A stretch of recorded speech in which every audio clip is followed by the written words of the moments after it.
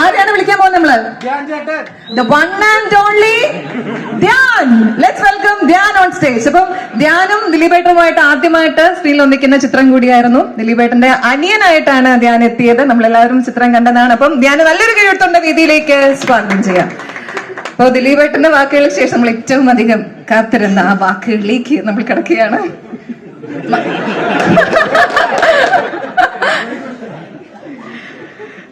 അപ്പൊ എന്തൊക്കെയോ സംഭവിക്കാൻ പോകുന്നുണ്ട് ഇവിടെ. എല്ലാരും റെഡിയല്ലേ? റെഡിയല്ലേ? ഞാൻ കോമഡി പീസാണോ ഇവിടെ? മെയിൻ ആൾക്കാരെ ലാസ്റ്റാ വിളിക്കുക. സാധാരണ അങ്ങനെയല്ലേ പതിവ്. നേരത്തെ വന്നല്ലോ.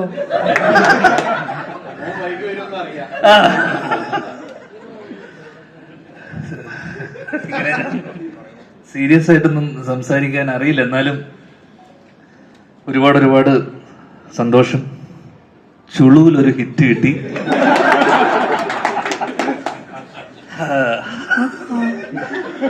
അപ്പോ സാധാരണ ഇങ്ങനൊന്നും എന്റെ സിനിമകൾക്ക് സംഭവിക്കാത്തതാണ്. അതൊരു അത്ഭുതമാണ്. എന്നെ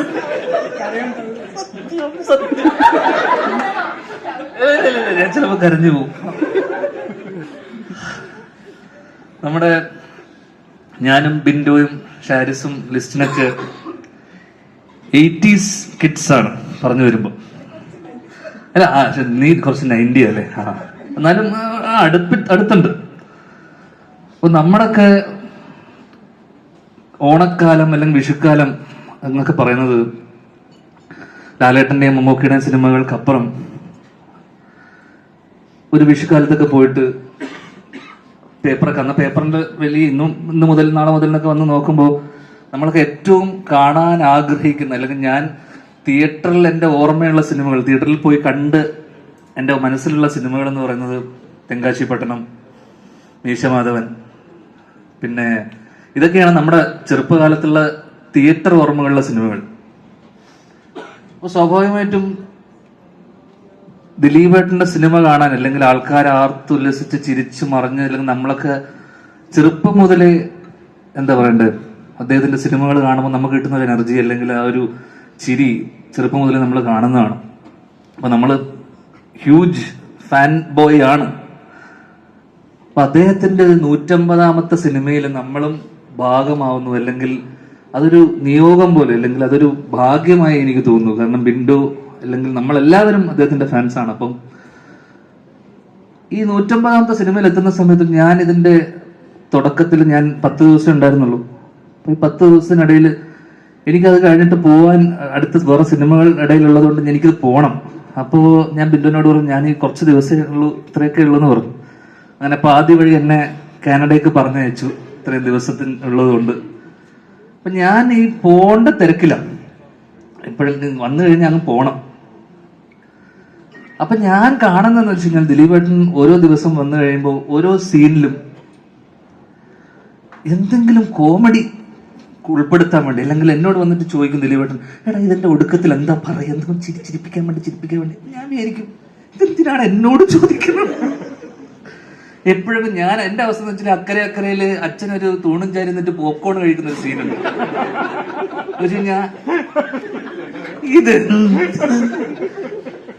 അഘോരാത്രം ആ സീൻ ഇങ്ങനെ ആലോചിച്ച് എന്നിട്ട് എന്നെ ഓടി വന്നിട്ട് എന്നെ നോക്കിയിട്ട് അടുത്ത് വന്നിട്ട് പറയും, എടാ അത് അവിടെ എന്താ പറയാന്ന് പറയുമ്പോഴേക്ക് പെട്ടെന്ന് എന്നെ കണ്ടു കഴിഞ്ഞാൽ ഇവനോട് ചോദിച്ചിട്ടൊരു കാര്യം. അങ്ങനെ മാറിപ്പോകുന്നതും ഞാൻ കണ്ടു. അപ്പൊ ഞാൻ മാറിയെന്ന് ആലോചിക്കുക, ഇത് എന്തിനാണ്? ഷാരിസ് എഴുതി വെച്ചിട്ടുണ്ട്, ബിൻഡോ അത് കൃത്യമായി ഇത് ചെയ്യുന്നുണ്ട്. അതിനിടയിൽ ഒരാളെങ്കിലും കിടന്ന് എന്തിനാണ് ഇങ്ങനെ ആലോചിച്ച് ടെൻഷൻ അടിക്കുകയാണ്. ആവശ്യത്തിനധികം ടെൻഷൻ വേറെ ഉണ്ടായിട്ട് പോലും ഇതിനിടയിൽ ഈ ടെൻഷനും കൂടെ എന്തിനാണെന്ന് ഞാനൊരു ദിവസം പറയുന്നത്, നമ്മൾ ഇത്രയും ആത്മാർത്ഥത വേണോ? അപ്പൊ ഇത് എന്ന് പറയുന്നത് ഇതൊരു ഇവരുടെ ഒരു പ്രോസസ് അങ്ങനെയാണ്, ഇവരുടെ വർക്കിംഗ് അങ്ങനെയാണെന്ന് ഞാൻ. അപ്പൊ അതെനിക്കൊരു അത്ഭുതമായിരുന്നു. കാരണം നമ്മളൊക്കെ പോകുമ്പോൾ, ഞാനും ജോൺ ചേട്ടനൊക്കെ പോകുമ്പോ സാധാരണ വരിക, പൈസ വാങ്ങിക്കുക, ജോലി ചെയ്യുക, പോവുക, അത്രയല്ലേ ഉള്ളൂ. ആത്മാർത്ഥമായിട്ട് അഭിനയിച്ച പടം പറ. അതൊന്നുമില്ല.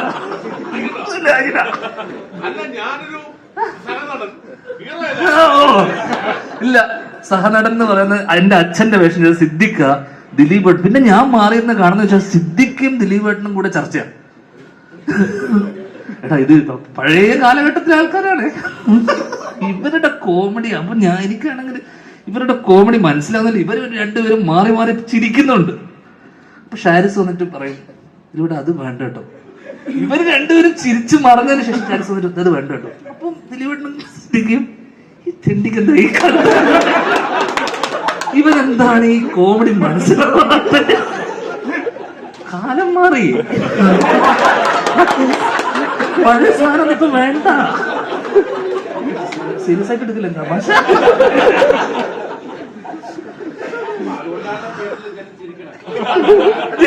നിങ്ങളുടെ രണ്ടുപേരുടെ കോമഡി ഇല്ലാത്തോണ്ട്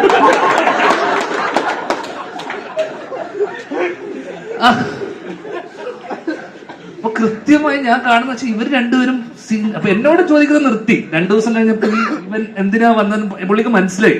ദിലീപേട്ടൻ എന്നോട് വന്നിട്ട് എടാന്ന് വരുമ്പോഴേക്ക് എന്നെ മാറിപ്പോവും. പിന്നെ സിദ്ദിഖായിട്ട് ഇവര് ഒരു റാപ്പ് ഉള്ളതുകൊണ്ട് ഭയങ്കര ചർച്ചകൾ നടക്കുന്നു. ഷാരിസ് വരുന്നു, അത് വേണ്ട എന്ന് പറയുന്നു, അവര് മാറി നിൽക്കുന്നു. അപ്പൊ അഘോരാത്രം അല്ലെങ്കിൽ ഇവരുടെ ഈ ചർച്ചകൾക്കിടയിലും ഇവർ രണ്ടുപേരും അഘോരാത്രം ഇവരുടെ പ്ലാനുകളെ പൊളിക്കാൻ വേണ്ടി ഇവരുടെ ഒരു അജണ്ട ഞാൻ കണ്ടു അവിടെ. ഏത് അന്ന് ഡേറ്റിലായിരുന്നു, ഞാനില്ലായിരുന്നു. ഈ സിനിമയിൽ ഏറ്റവും കൂടുതൽ കട്ട് ചെയ്ത് അങ്ങനെ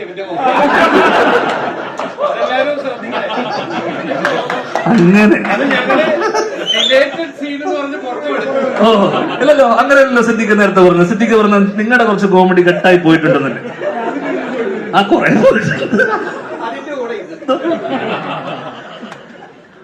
അപ്പൊ ഞാൻ മനസ്സിലാക്കിയ ഒരു കാര്യം, ഇവരുടെ പ്രോസസ് എന്ന് പറയുന്നത് നമ്മളെ പോലത്തെ ചെറുപ്പക്കാർക്ക് അല്ലെങ്കിൽ എന്നെയും ജോണി ചേട്ടനെയും പോലത്തെ ആൾക്കാർക്കൊക്കെ ഒരു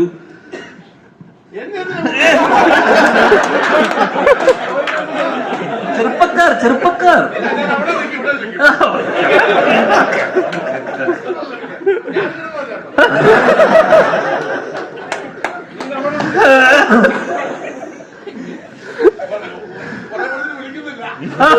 ഈടായിട്ട് നമ്മള് ഹിറ്റ് പോകുമ്പല്ലേ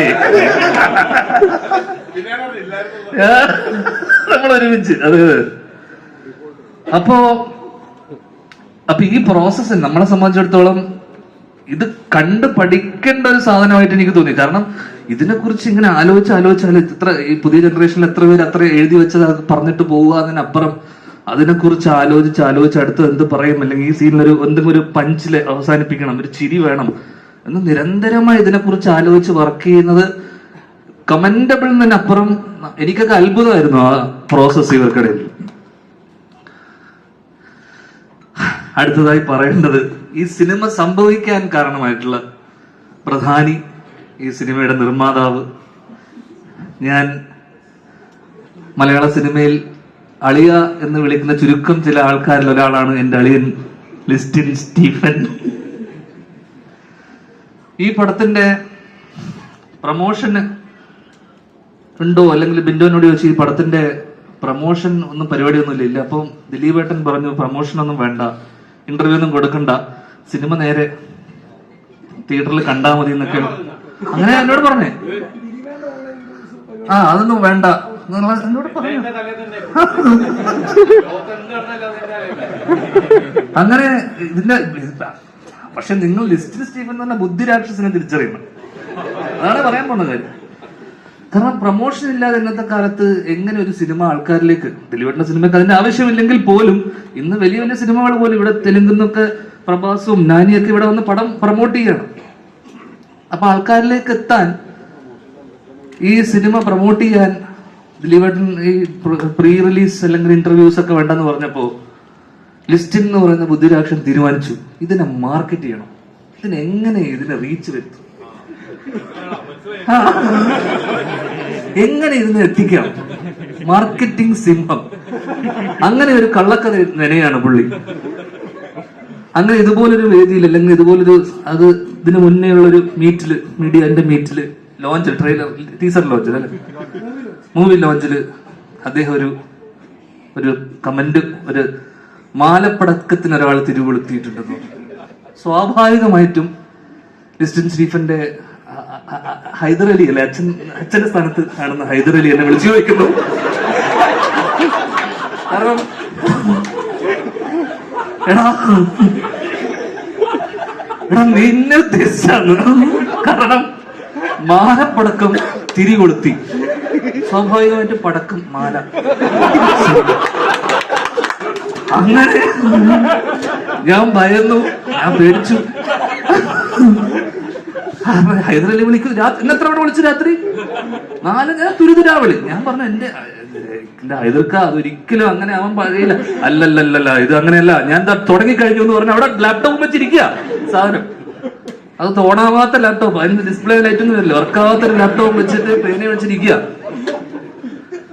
ഞാനിത് സ്റ്റോറി ചെയ്ത് തുടങ്ങി, ഞാൻ രാത്രി ഇതാന്ന് പറയുന്നത് ഞാൻ എന്റെ പേരും വെച്ചിട്ട്. അങ്ങനെ പിറ്റേ ദിവസം ഈ സംഭവം, അല്ലെങ്കിൽ ഞാൻ ആളിനെ രാവിലെ തന്നെ വിളിച്ചു. ആള് എന്താ ഈ സംഭവം എന്നൊക്കെ പറഞ്ഞപ്പോഴേക്കും അത് ഞങ്ങൾ സംസാരിച്ചു കഴിഞ്ഞു. അപ്പൊ എനിക്ക് പറയാനുള്ളത്, ആ പ്രമുഖ നടൻ വേറെ ആരും അല്ലാതെ ഞാനാണ്.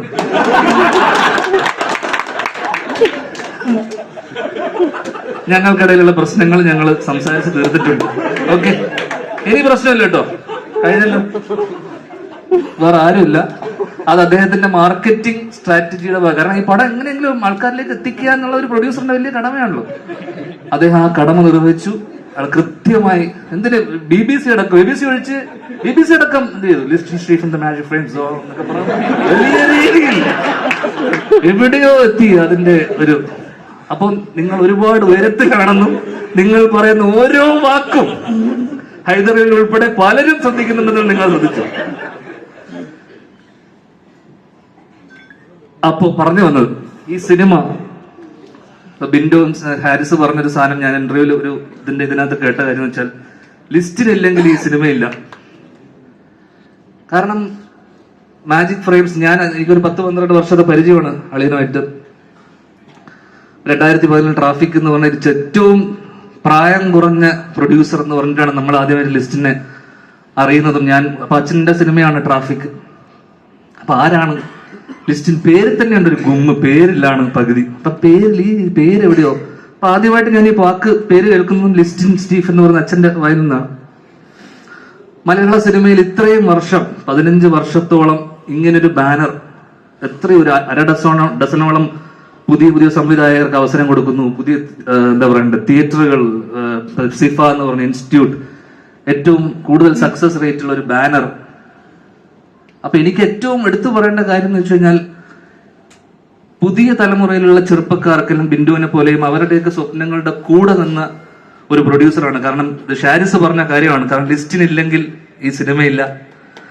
ലിസ്റ്റിൻ സ്റ്റീഫന് വലിയൊരു കൈയടിയാവാം എന്ന് എനിക്ക് തോന്നുന്നു. പറയേണ്ടതൊക്കെ പറഞ്ഞില്ല, ഒക്കെ അടിച്ചിട്ടുണ്ട്. അവസാനമായി പറയേണ്ടത് ബിന്ദുവിനെ കുറിച്ചും ഹാരിസിനെ കുറിച്ചുമാണ്. കാരണം ഈ കഥ എനിക്ക് തോന്നുന്നു ദിലീപേട്ടൻ്റെ അടുത്തൊക്കെ പറയുന്നതിന് മുന്നേ എന്നോട് കഥ പറഞ്ഞാണ്. പ്രിൻസ് ആയിട്ടല്ല, അന്നും ജിൻസ് തന്നെയായിരുന്നു. അപ്പൊ അന്ന് ആരാണ് പ്രിൻസ് എന്നുള്ള ചർച്ചകൾക്കിടയിൽ ദിലീപേട്ടൻ വരുന്നുള്ളത് നമ്മൾ സ്വപ്നത്തിൽ പോലും അന്ന് ചിന്തിക്കുന്നില്ല. കാരണം ദിലീപേട്ടനൊക്കെ ഈ സിനിമയിൽ വരുമോ അല്ലെങ്കിൽ എവിടം വരെ എത്തുമോ, അതിനൊക്കെ സാധിച്ചത് മാജിക് ഫ്രെയിംസ് ഇല്ലെങ്കിൽ ഇതൊന്നുമില്ല. അപ്പൊ ബിൻഡോയുടെ ഏറ്റവും വലിയ സ്വപ്നം, കാരണം ബിൻഡോ ജനഗണമന ഹാരിസ് എഴുതുന്നു, ജനഗണമന ക്വീനില് ബിൻഡോ ഉണ്ടായിരുന്നു, നെയ്മർ അല്ലെങ്കിൽ. അപ്പൊ ബിൻഡോന്റെ ജീവിതമാണ് ഈ സിനിമയിലെ പകുതി. ബിൻഡോ പറഞ്ഞ കഥ പറഞ്ഞപ്പോ എന്നോട് പറഞ്ഞ ദിലീപേട്ടൻ പറഞ്ഞ കഥ, മൂത്ത സഹോദരൻ ബാക്കി അനിയന്മാരൊക്കെ കല്യാണം കഴിച്ചു പോയി. അപ്പൊ ഞാൻ ബിൻഡു അതിനിടയിൽ കല്യാണം കഴിച്ചു എന്ന് പറഞ്ഞല്ലോ. ഞാൻ ബിൻഡുവിനോട് പറഞ്ഞു, നീ ഈ കല്യാണം ഇപ്പൊ കഴിച്ചോ, പടം ഇറങ്ങുന്നതിന് മുന്നേ കഴിക്കുന്നതാണ് സേഫ് എന്ന് പറഞ്ഞ ആളാണ് ഇവിടെ ഇരിക്കുന്നത്. അപ്പൊ എന്നോട് പറഞ്ഞു, ഞാൻ ഇപ്പൊ പെട്ടെന്നൊരു കല്യാണം, കാരണം സിനിമ നടക്കുന്നതിനിടയിൽ ഒരു കല്യാണം. അപ്പൊ പറഞ്ഞു, സിനിമയല്ലേ അല്ലേ, എപ്പോഴാ എന്താന്ന് നടക്കുമെന്ന് പറയാൻ പറ്റില്ല, പക്ഷെ ധൈര്യമായി ഇനി പെണ്ണുവീട്ടിൽ പോയിരിക്കാം, താമസിക്കാം. വലിയ വിജയം. ഈ ഒരു വിജയം ഇവരുടെ എല്ലാവരുടെ ഒപ്പം ഷെയർ ചെയ്യാൻ കഴിഞ്ഞതിൽ ഒരുപാട് സന്തോഷം. അവസാനം ഒടുക്കം പറയാനുള്ളത്, ദിലീപേട്ടൻ തുടരും, ലിസ്റ്റിൻ സ്റ്റീഫനും തുടരും. ജോണി ആന്റണി ചേട്ടൻ തുടർന്നോണ്ടേ ഇരിക്കുകയാണല്ലോ. സിദ്ദിഖ് ലെജൻഡ്. വീട്ടിലിരിക്കാം, റെസ്റ്റ് ആവാം. പിന്നെ പലരും ആഗ്രഹിക്കുന്നുണ്ട് ഒരു കാര്യം. എൻ എഫ് വർഗീസ് ഏട്ടൻ ആഗ്രഹിച്ചു, ഉണ്ണിയേട്ടൻ ആഗ്രഹിച്ചു. അച്ഛൻ വീട്ടിലിരിക്കുന്നുണ്ട്, അതുകൊണ്ടാണ് പറഞ്ഞത്. അതെ, കൂടി ഇരിക്കാൻ. അപ്പോ എനിക്ക് പറയാനുള്ളത്, ഒരുപാട് പഴയ എൻ എഫ് വർഗീസ് ഏട്ടൻ, ഒടുവിൽ ഉണ്ണികൃഷ്ണൻ, നരേന്ദ്രപ്രസാദ് ഏട്ടൻ, ഒരുപാട് പേര് ആഗ്രഹിച്ചു നിങ്ങളൊരു സംവിധായകനായി കാണണമെന്ന്. ഞാൻ ഇന്ന് ആഗ്രഹിക്കുകയാണ്, വീണ്ടും നിങ്ങൾ അഭിനയം അവസാനിപ്പിച്ച് എന്നേക്കും തിരിച്ച് സംവിധാനത്തിലേക്ക് വരണം. CID മൂസ2 ഉണ്ടാവോ? ഉണ്ടാവും. ഉണ്ടാവും. ഇതാണ് CID മൂസ2 ഇവിടെ അനൗൺസ് ചെയ്യപ്പെടുകയാണ്. കഴിഞ്ഞു. ഒരുപാട് സന്തോഷം. Thank you. വലിച്ചു കിട്ടുന്നില്ല. Thank you so much. Thank you. 1 minute. എന്തായാലും എല്ലാവർക്കും ഉള്ളത് കൃത്യമായിട്ട് വിഹിതമൊക്കെ വെച്ച് നൽകിയിട്ടുണ്ട്. അപ്പൊ എല്ലാവരും ഹാപ്പി അല്ലേ? ഹാപ്പി അല്ലേ എല്ലാവരും? കഴിഞ്ഞിട്ടില്ല, ഒന്ന് നിക്കണേ. ഇനി നമുക്ക് തീർച്ചയായും നിങ്ങൾക്ക് ചോദ്യങ്ങളൊക്കെ ഉണ്ടാവും. പക്ഷെ നിങ്ങളുടെ ചോദ്യങ്ങളിലേക്ക് കടക്കുന്ന മുമ്പ് എല്ലാവരും റിക്വസ്റ്റ് ആണ്, ഇപ്പൊ സിനിമയെ കുറിച്ച് മാത്രം നിങ്ങളുടെ ചോദ്യങ്ങൾ ലിമിറ്റ് ചെയ്യുക. അപ്പൊ നമുക്ക് പ്രിൻസ് ആൻഡ് ഫാമിലി ടീമിനെ ഒരുമിച്ച് സ്റ്റേജിലേക്ക് സ്വാഗതം ചെയ്യാം. ഒരിക്കൽ കൂടി നല്ലൊരു കൈഡിയോടുകൂടി ലെറ്റ്സ് വെൽക്കം